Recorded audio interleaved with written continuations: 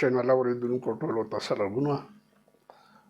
نن به تاسو ته زه په کړچ چینل کې د دې سلسلې لسمه کیسه اوروم. د دې کیسه عنوان دی قریباً. په کلیوال ژوند کې عجیبه خلک او په خپلو لارو روان وو. چا به د ځان سره خبرې کولې، چا به د چا سره هم خبرې نه کولې، او ځینې پکې داسې وو چې هر وخت به یې خبرې کولې، څه رښتیا او څه دروغ. یو نیمه پکې داسې هم وو چې د ځینو په خبرو اورېدلو به لمبا شو، لکه مدینه وه. د کلي یو سپین ږیری و، وړه ږیره یې وه، په ونه دنګ خو په وجود کمزوری و. مدینه بابا چې د کور نه راوتلو نو یو خوا بل خوا به یې ول وکتل، ځکه چې اکثره به د کلي یو نیم ځوان له ماشوم بهر ولاړ و، انتظار به یې کولو. مدینه بابا چې څنګه ښکاره شو نو ځوان له ماشوم به غږ کړو چې قریباً.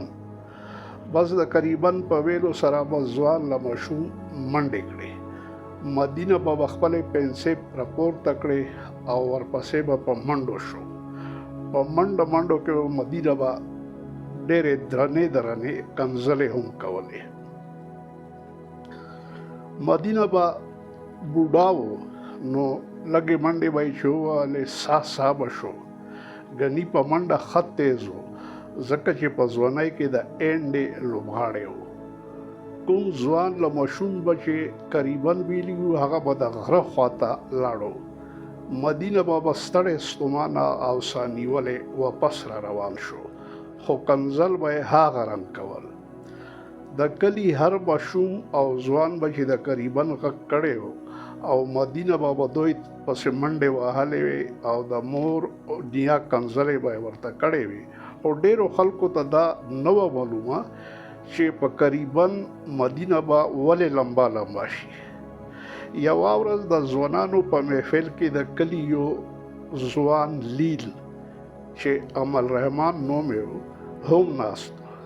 لیل به چې په کوم محفل کې موجود و هلته به خنداګانې وي، ځکه چې هغه به ټوکې مسخرې کولې. یو چا د لیل نه پوښتنه وکړه چې د مدینه به په قریباً ولې غوسه کوي. لیل په زوره خندا وکړه او ویې ویل چې خبره داسې ده چې یوه ورځ مدینه به زموږ د سبزۍ دوکان سره ولاړ و. ما ورنه پوښتنه وکړه چې مدینه به ستا په ګړۍ کې قریباً څو بجې دي. مدینه به خپل تش لاس ته وکتل، بیا یې ماته وویل چې یاره لیله بچیه ما سره ګړۍ نشته. لیل وویل چې ما بیا ترېنه پوښتنه وکړه چې بیا هم دا وخت په قریباً څو بجې دي. مدینه به پوه شو چې دا ما تنګوي. بس پنسې راپورته کړې او په ما پسې منډې کړې او د مور او نیا کنځلې هم کولې. ځوانانو چې دلیل خبره واورېدله نو پوه شول چې مدینه به د یوې خبرې سړی دی، ځکه نو د قریباً په بیا اورېدلو لمبه کېږي. د وخت سره مدینه به نور ډبډی یعنې کمزورې شو. اوس به چې چا ورباندې د قریباً غږ وکړو نو منډې به یې نه شوې وهلې، بس کنځلې به یې کولې. آخر یې کنځلې هم پرېښولې. د کله نه چې د قریباً په غږ د مدینه به منډې او کنځلې ختمې شوې، بیا چا هم د کلي په کوڅو کې د مدینه به په لیدلو د قریباً غږ ونه کړو. ماشومان او ځوانان هم غلي او مدینه به هم غلی و. څومره ژوند و د قریباً په غږ کې، څومره منډې به ماشومانو او ځوانانو وهلې، څومره منډې مدینه به وهلې، څنګه کنځلې به یې کولې. خو بوډاوالي په ژوند خاموشي خوره کړې وه.